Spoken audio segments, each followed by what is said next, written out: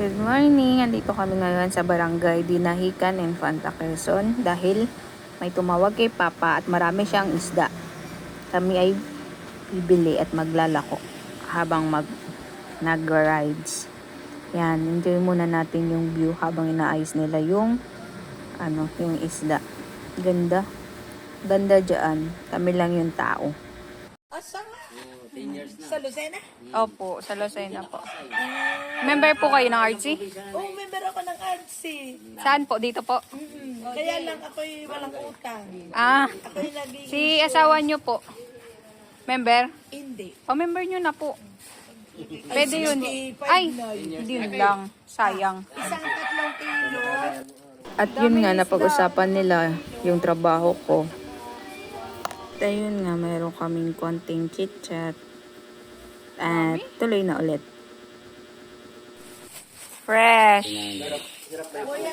Fresh tamban.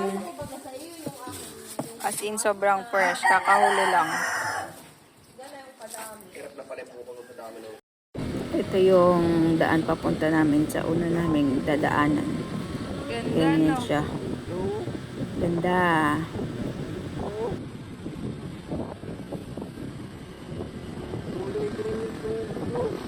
Kaya nga eh.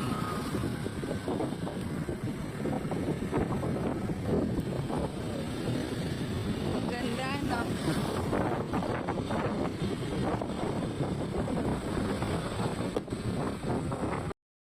Yan. Anong tawag dyan?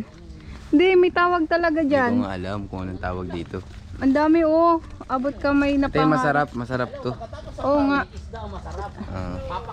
Ano ang... Ano nga po pare? to? Ayun, chesa. Masarap to, masarap chesa. Kasi hindi pa hinog. Ayun oh, ang dami doon sa taas.